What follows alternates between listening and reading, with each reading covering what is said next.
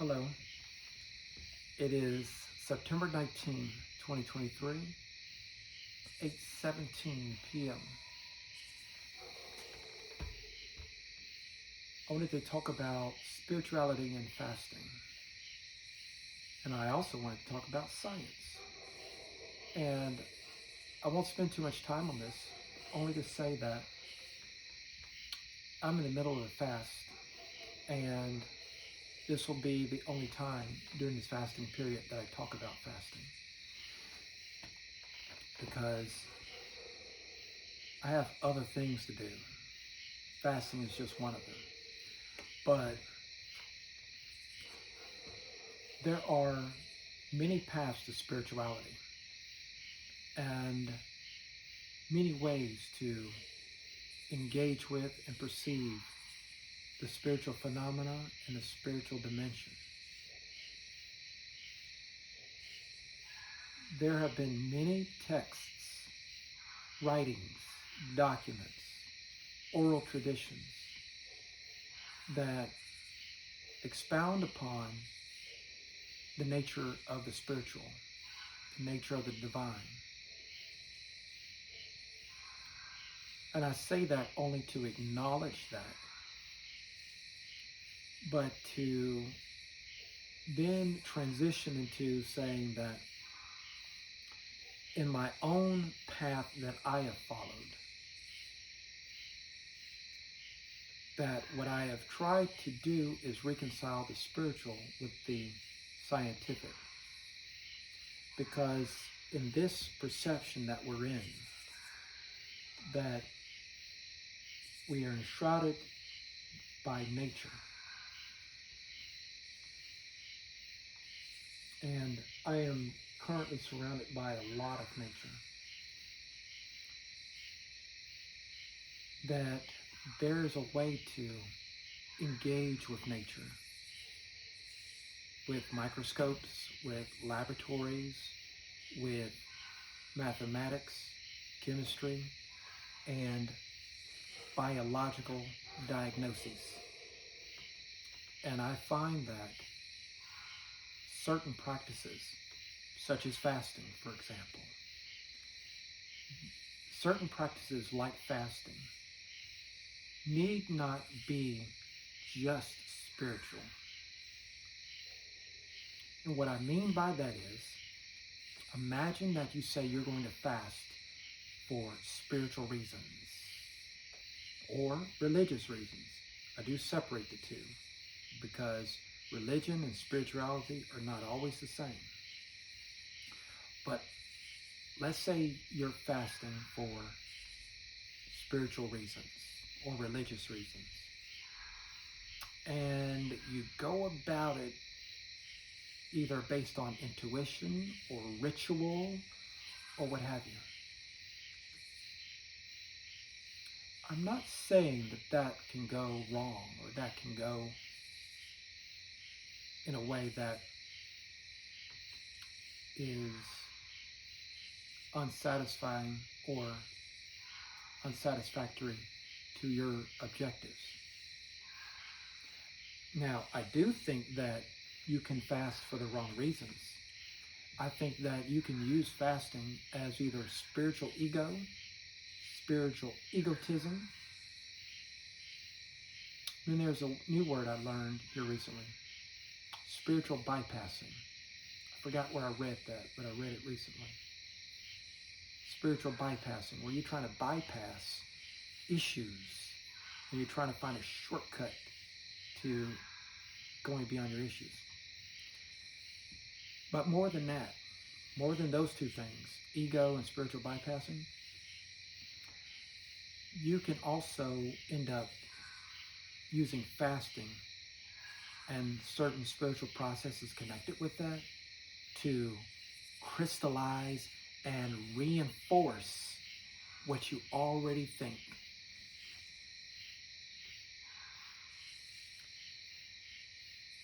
I believe in an open mind and general inquiry and understanding and figuring things out and exploring and exploration, and most of all, evolution. And so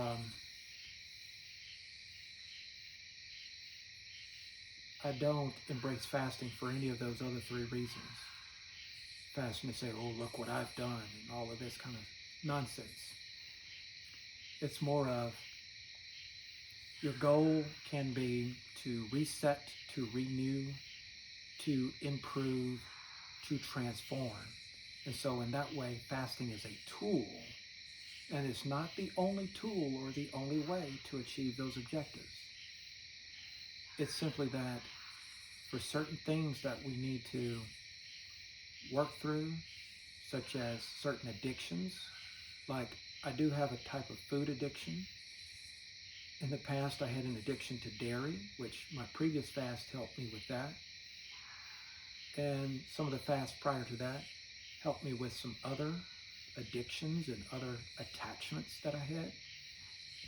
So, but it wasn't the only way to address those things, but it certainly was a very expedient way to address those things. Fasting can be very decisive in helping you to make your mind up about certain things. But you want to be careful that fasting is not used as a way to achieve confirmation bias, cognitive dissonance, and a type of reinforcing in a certain way of viewing things spiritually, right? You still want to be able to look this way and that way and say, okay, what's the real truth? So for me, I avoid fasting in a way where it's like, I'm trying to get closer to this deity, or I'm trying to like get in alignment with this type of spiritual energy or way or that sort of thing, right? Be very careful about that. But again, use it as a tool of inner transformation. And at the same time you're doing that, we know that scientifically there are some benefits to fasting. We know scientifically that there are some benefits to fasting. So why not use the science at the same time you're doing the fasting for spiritual purposes? They don't have to be mutually exclusive. And I think that when you use the science properly, or at least in earnest, you can find a way to boost the fast for spiritual purposes, right? So let's unify the spiritual and the scientific together, right? Where you're able to achieve a much more vibrant result for not just the spiritual energy that you are cultivating, right? And the awareness, right? And the transformation. But at the same time, it works hand in hand with this incarnation that you inhabit and that you express, so that it works in a much more vital and vibrant and effective way. So I've looked at many lectures and discussions from scientists and PhDs. Yes, I did look at a lot from what we would call homeopathic individuals, and I do give credence to that. I stand behind herbalism, Ayurvedic medicine, and homeopathic traditions in general. I stand 100% behind that. At the same time, science has evolved and advanced in such a way where the research that has been done, the observations and tests that have been done, where we can test things out and see their actual impact, especially on the body and the biology, right? Those types of, hold on, my light went out.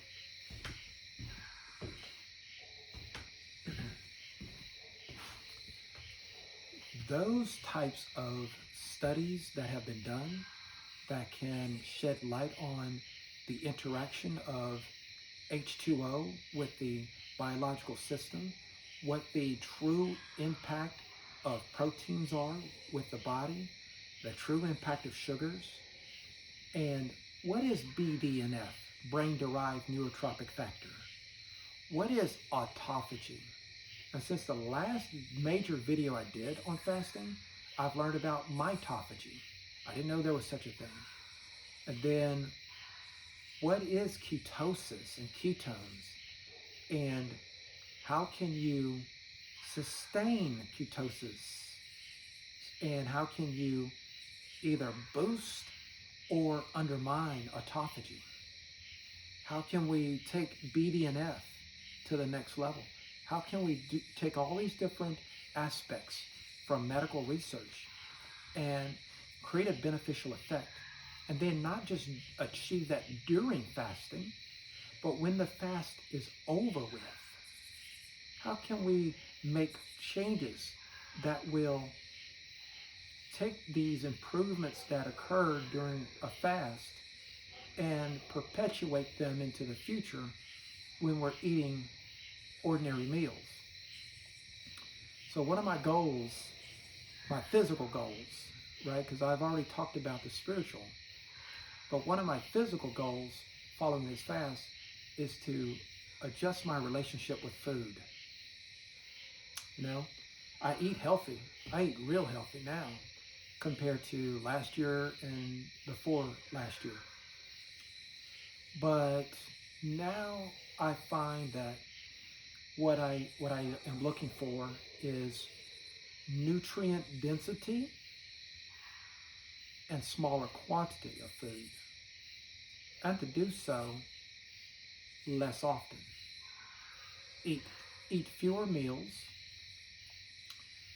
because it has been found that fewer meals are actually more beneficial than too many meals. You'll have to do your own research to follow that.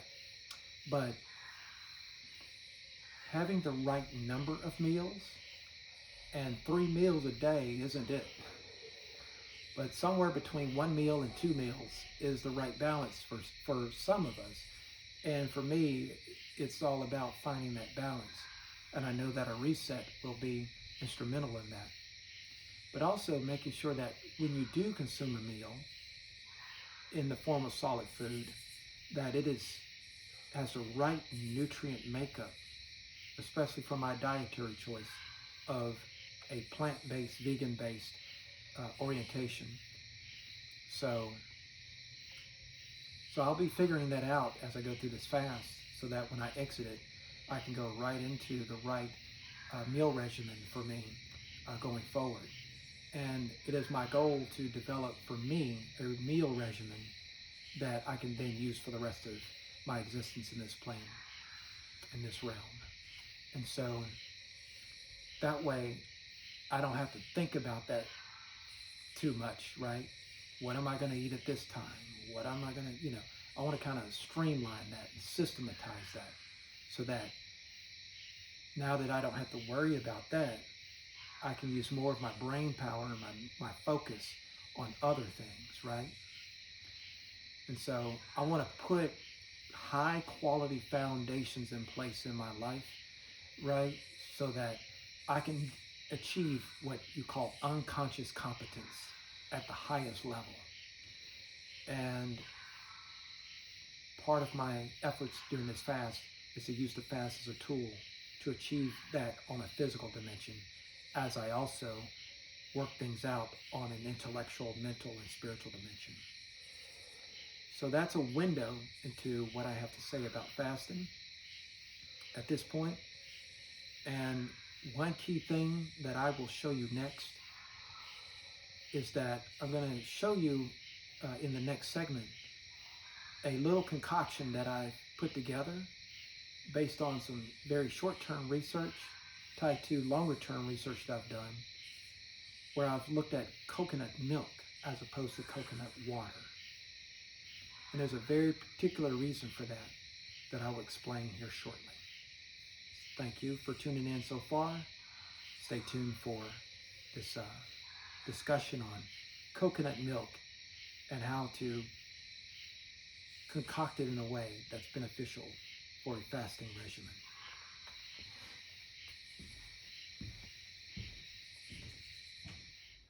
I have a few ingredients for this concoction that features coconut milk. In this case, Simply Truth organic coconut milk from Kroger's.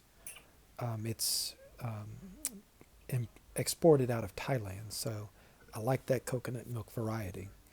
And I have an empty Contigo container cup, and then I'm going to pour a little bit of this coconut milk into the Contigo cup, and it's going to be approximately 8 ounces, right, of this nice and rich coconut milk. Now, be careful using coconut milk because it can add a little bit to the waistline if you drink too much of it. And I'm gonna add some dark chocolate. In this case, Hershey's dark chocolate because it's non-GMO and it is unsweetened, so there's no sugar involved in it. The sugar, any sweetness that we get from this concoction is going to come from the coconut milk. It's going to come that way naturally. And so, but I like this particular flavor of coca. I might add just a little bit of these proteins plus greens, organic proteins plus greens from Garden of Life. And I'm going to add just enough to add a little fortification to this concoction, but not so much that it exceeds the amount of protein, right? So I don't want to exceed 10 grams of protein. And uh, here I just got enough of a scoop to make sure that I don't over exceed that. And I'm also going to put some MCT oil because this is going to be the key ingredient that helps spur and boost BDNF, right? And so basically what I want to do is have the brain-derived neurofactor heightened um, while I'm using this concoction, right? And so that's the main difference between this and coconut water is that this is going to have less sugar than coconut water. And so I'm also use a frother, right? It's called a milk frother, but you can use it for stirring in general. And I use it to stir tea and all kinds of things. So you may have seen in previous videos that I would shake up this concoction, right? I still hold to that as a good way to mix ingredients up. But this frother, what it does is it allows you to mix the oil in a very fine way because, oil and water, they don't really mix. And so this, I actually credit the Sybil Artificial Intelligence, Sybil AI, for these ideas that I've put together here. And it suggested that I use a frother in order to put these refined ingredients together. And so I know I said earlier I won't do another video on fasting. I might put one out about my conversation with Sybil so that you can kind of see how the ideas developed in terms of developing this concoction for a fast based on ancient writings and modern science. And so this is the consistency of the liquid that I've poured into these cups. And you can kind of see inside the cup itself what the final result looks like. And I can attest that it is very tasty, but it's lightweight. So it's about to be 6:22 p.m. in the evening. I'm here with my cousin Carl, and we're at the estate of his dad and mom, my aunt and uncle, Amos and Tony. And we're just chilling out and checking out this nice new patio that his uncle built with his bare hands, right? And so this is the third day of my fast that I've been on, and Carl has some questions for me. The first question was, what do I eat? And so I'm not eating anything, right? So it's a fast that I'm doing that there's no food. This will be my fifth fast since May of last year. So between last year and right now, I've gone through 5 fasts. And so the first one was 3 days in May of last year, 3 days in December of last year, 5 days in February of this year, and then 13 days in May of this year. And so now it is September and I'm on a fast of a undefined termination period, right? So all I can say is it's going to be greater than 13 days, but I don't know how long it's going to go after I hit the 13th day, but it's definitely going to be more than 13 days. And so, first couple of days, um, I had liquids on September 17th. So that day I hydrated quite a bit. And then yesterday I didn't hydrate at all until 10 p.m. And so I struggled a little bit yesterday, and I struggled just a little bit this early part of the day today. But I'm very lucid and I'm doing very well. So what do you think, Carl? Well, first off, better you than me. uh, How much water intake a day? so it's not something that I measure, right? And so I typically do 8 ounce servings of water, right? When I do water, so far I've done coconut milk as my main liquid, but I've gone through that, so I have no more coconut milk. I might go get some more, um, and I've done a little bit of coconut water. So I've kept my coconut water intake to a minimum. And about an hour ago, I had a little bit of distilled water, and I've packed with me some spring water. But part of this is I also want to watch the amount of sugar that I intake. So coconut water has roughly 10 grams of sugar on the low side, depending on which brand of coconut water. And so I want to keep the grams of sugar real low. I also want to keep the proteins below 20 grams a day. How hard is it for your body to adapt? It's actually very easy. It's actually easy for most people's bodies to adapt to fasting, but it depends on how much experience you have with fasting and how you approach it starting out. My thing has been that since this is my fifth fast within these 18 months, this 18-month period, it's actually easier for me.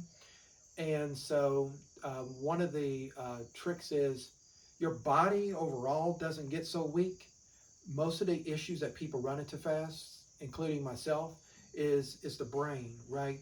You can have brain fog, you can have fatigue up here, you could have fuzziness, you can't focus, it's not clear, and that sort of thing. So those are some of the things that you can run into. And so for me, I have a little bit of that starting out on this fast, as I had it in all the other fasts. So it's been no exception, right? But I find that the one thing I've learned that's been a huge turning point is electrolytes. It just comes down to electrolytes. So getting those six, what are there, 4 or 6 essential electrolytes, sodium, magnesium, chlorine, potassium being some of those, right? As long as you have those, that's what conducts the electrical system in your body. And when you start having a huge decline in your electrolytes, because you could drink too much water and you end up diluting those electrolytes, right? But if you get enough of those electrolytes pumped through your system, that's what makes the whole electrical system go. And that's what caused a lot of people to have brain fog, is they don't have enough electrolytes. So that's why I was doing coconut water in my last fast, because coconut water naturally has electrolytes. You don't have to do powders and all that kind of stuff. But now that I've learned that too much sugar can undermine certain aspects of your fast, where you're trying to build up ketones, you're trying to do autophagy, you're trying to build up BDNF, brain derived neurotrophic factor. Well, too much sugar, too much carbs, too much of that, and too much protein can undermine that. Because if you get too much protein, then you're going to start cycling down that autophagy process, that mitophagy process, where you renew your cells, you renew your mitochondria, right? And so, so I'm trying to take this one more scientifically than the last, where I keep the balance of different elements in the right levels. So, but yeah, it was rough yesterday, and yesterday is probably going to be the roughest part that I have in this entire fast. because that's how fast a lot of fasts start out. They start out rough because your body is switching from feeding off of glucose and sugars. Because when you eat a normal diet, a lot of your food that you're eating, whether it's processed sugar or natural sugar, you got sugars built into plants and fruits and things like that, and definitely into meat, right? For those that eat meat, you got a lot of sugar already built into it, carbs built into it. So your body's breaking down those carbs, right? And they hit the bloodstream, and your body's used to that. But when you fast, you switch off of that sugar, and you're switching into fat consumption, because your brain runs off of fat no matter what. It runs off of fat, but it also uses that sugar as well. And so what I'm doing is, and this is why a lot of people lose weight on a fast, your body's consuming that fat. Your body's consuming that fat. And so, but that fat is a fuel source, right? So my body switched from sugar fuel source for what I normally eat, even though it's a vegan diet, right? All vegetables and fruits, no meat and all that kind of stuff, no dairy. But even an all vegan diet, typically, the typical vegan diet has a lot of sugar and carbs baked right into it, right? So now that I'm not eating any of that at all, no plants and no fruits, and I'm just consuming liquids, right? Then up to be continued. Oh, is that them? Okay. Okay. So we're expecting a phone call. So if that phone call comes in, we're gonna shut this down. But yeah. So I'm feeling off of fat from my body, but I'm also using a scientific trick this fast. I'm using MCT oil. So MCT oil is derived from coconut oil, right? So coconut oil is great for the skin. It makes you look beautiful, right? I didn't put my coconut oil on today, so I would be even more fly right now. But um, anyway, when they make MCT oil, it's an extract from the coconut oil that uses what is that called? Carboxylic acid. I think that's how it's pronounced. Anyway, you'll see it abbreviated as C8 and C10, right? So what C8 and C10 means on the MCT oil is that it's these chains of carbons, right? 8 chains of carbons, right? And 10 chains of carbons.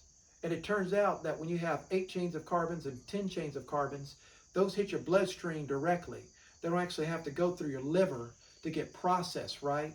So you don't actually generate insulin resistance, right? So these C8 and C10 carbons, as part of the fat package from this MCT oil, when you consume it, and I put it in the coconut milk, and I put it like a little bit in the coconut, I'm going to use MCT oil as my main thing in this fast that I'm doing. That's what I'm getting across here. That MCT oil is hitting the brain directly. It's like going right up in here, right? And that's helping with the production of ketones, and that's helping with BDNF, brain-derived neurotropic factor. And the reason why BDNF is important is because it causes your whole brain synapses and your cells in your brain and your mitochondria in your brain. I didn't know brain had mitochondria, but apparently mitochondria is throughout the whole body. So it helps all of that, recycle, and then that's going to make you mentally sharper. It's going to make you more focused. And if I do this fast right, and this is not my purpose in this fast, this is only a side effect. But if I do this right, then my cellular biology is going to reverse. It's going to reverse in age. I'm going to actually look younger when this fast is concluded. And after doing 4 fasts before this, I've already seen great results. My skin is a whole lot better than it was in 2021. Believe me, there are people that know. They've seen the black spots between my hands. They've seen the black scales that was all over me. I had what others would probably call an immune, what do you call that? Autoimmune, that's what it is. I had an autoimmune issue is what the symptoms were, right? And you can see it all over my skin. And some of it was possibly related to that pandemic, that thing that we're looking at, right? You have to be careful how you say that. But some of it may have been related to that. But some of it may have been, the cleaners that I was using, during that time frame to try to keep, certain things away, certain germs away. But it was also my diet. My diet was horrible. Even though I was a vegetarian, absolutely horrible diet. So the combination of all those factors, my body, my gut was just not doing well. So after those fasts, like I had a whole renewal go on, and now I'm all clean. And so my fasts are not designed to clean, but that's a side effect of fast. They will clean you. They will straighten you up if you do them right, because then your body's natural system reasserts itself. What you think, Carl? It's a lot to take in. Yes, it is. Had to do a lot of research, so that's what all of that words were. You know, it's just a lot of research, and even though I've done a lot of research, I keep researching every day. I learn something new. I learned some new things last night. You know, I learned from this PhD. You know, because most of what I watch a lot of PhDs, um, what they have found through medical research, right? And so I don't enter any of this like willy nilly, right? Um, because before 2022, all of my fasts were just purely spiritual. They didn't. I wasn't into the whole health aspects of fast. They were just purely spiritual. My fast from 2022 to now, they're still spiritual. I would be fasting anyway.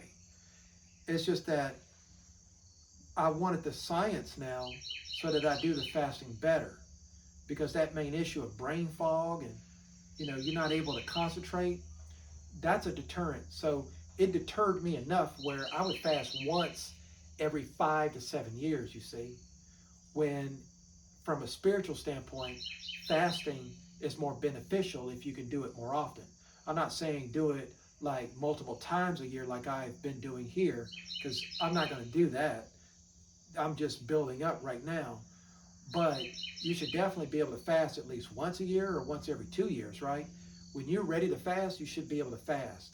But having brain fog and issues of being able to concentrate, that shouldn't distract somebody from wanting to pursue a spiritual path with fasting. And so that's one of the things I was figuring out was, how can I do fasting for an extended period of time where I take away the distraction and the addiction of food? Because make no mistake, as well as I eat now as a vegan, right? Because the distinction between vegan and vegetarian is vegans don't consume dairy product. We don't like anything in our meals or in our intake that comes from animals, right? So nothing from cows, nothing from chickens. We don't do eggs. We don't do any of that. Vegetarianism, it will incorporate dairy, right? And so that's what I did before this 13-day fast, is I had dairy as a part of my diet. So now I'm all vegan, but even with that, there's some issues with veganism, in that the flavors of food, the spices, the amount of salt you use, the amount of sweetness, sugar that you have, even if it's not processed sugar, even if you're not doing processed oil, you're doing coconut oil, olive oil, even if you're doing those, right? There's still some issues in that you can still take that too far. So one of the outcomes of this fast is I'm going to reset my relationship with food, right? So that I eat smaller meals. I eat more economic and more affordable meals. And that I have a real balance where the food is used as fuel and to help sustain me, but it's not something that I pursue just for pleasure. What you think, Carl? Well, I eat food for pleasure. That's right. That's right. That's right. Diet is hard. I don't think I could do fasting. Yeah. I didn't think I could do fasting after 2015, because that was the last time before 2022 that I fasted. And that was rough. That was 5 days. That was 5 days of uninformed. I didn't really know what I was doing. I was part of a religious community back then, and fasting was a huge part of that religious community. And so you fast because it was that time of year, and that's what everybody did. How was your first time? My first, all no, all of, so that 2015, that was probably like the fourth or fifth time in my life up until then that I fasted as an adult, and they were all rough. Every last one of them. That's why I would only really do it honestly, right? Because you're supposed to do fasting as part of these religious communities, right? For like a couple of weeks, right? And you're supposed to give up something. Well, I could give up something, but as far as doing the fast, like real honestly, um, that my max was 5 days, and it was rough. And um, so yeah, I would do it every couple of years, and that's all I could take. So yes, you're right. There's a lot to discourage a person from fasting, but once you can get it in motion, though, and I think that's why it's good that we live in the times we do, is we got medical science, we got actual research that people have done, we got people who've put this into practice. Because as spiritual as I try to move, we live in this physical body, and it's like science is here for a reason. Let's use it. It's a tool that you can use to your advantage. And so that's what I do is I find out what are the levels of hydration, right? What will happen if you don't drink water um, in a certain way? What happens if you add too much of this or that, right? What can you actually expect if you do certain things? What does the science show? What does the research show, right? And so, I try to move away from just taking other people's word for it, and don't even take my word for it in this discussion. I advise anyone, look into BDNF, look into autophagy, spelled AUTOPHAGY, look into ketosis. I'm not into the keto diet or any of that kind of stuff, but there's some great research that's been done about ketones and about the state of ketosis in the body. Look up mitochondria and how you can actually improve your mitochondria through fasting and through different dietary approaches, right? Look at the benefits of electrolytes. Huge benefits. Those are just 5 things. And I guarantee you, you look into those 5 things that I mentioned, and you're going to see that there are things that you could do, even if you still eat meat, even if you still have other dietary approaches that are different from my own, that's going to make you boost up in health, right? So this is Carl's first time videoing me, so Yeah, bear with me. yeah, no, you're doing a great job. Doing a great job, my brother. You're doing a great job. So, but what you think? It's gonna be a long journey, but I know you got the mindset to do it. I have the mindset to do it. My biggest issue now is just um, the naysayers, right? Oh, you shouldn't be doing that. You know, that's actually my biggest issue, because as much as you would think I make up my own mind, I do listen to other people. Mm. I do, Well, don't and listen to me. but it's like, you know, I think a person is foolish if they don't like take in the input of other people, right? And especially if people are standing on the outside, and they're looking on the outside, looking in, and they say, "Hey, man, something don't look right here." And so, I've learned over time just to trust my gut, my intuition, but I also, I pick up on what other people are putting out, and a lot of times it might be right, but this is something that I want to do, and something I feel like I need to do. This will be my last major fast of 2023. I might do one more, but it will be much shorter than this, right? Any fast that I do in the future, they won't extend longer than 5 days, right? But this is a very particular fast for this time of year, the year that we're in, the season that we're in spiritually. And this is this was a moment where it's like, put your money where your mouth is. And if you believe in this, do not walk away from this year and this time with any regrets. And so I would have a huge regret for a good while if I didn't do this. And so that spiritually, this is why I've taken this course.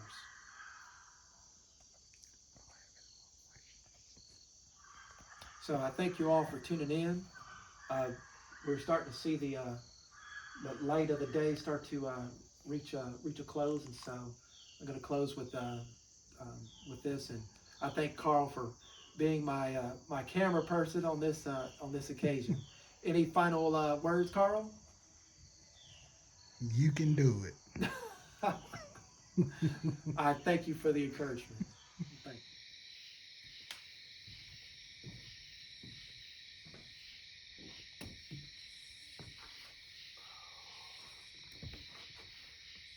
I hope you found this discussion about spirituality, fasting, and science to be illuminating and thought-provoking. If you have any comments or questions at all, feel free to send them my way. And I am on a break. I'm on paid time off for the next couple of days until Wednesday. And so I have plenty of time to receive comments and receive inquiries. And again, this will be the last video that I do on fasting for a good while. And I just wanted to provide my version of a summary through this discourse and through this dialogue. And so I hope you found that well. I hope you found the information useful. And I will see you soon. Goodbye.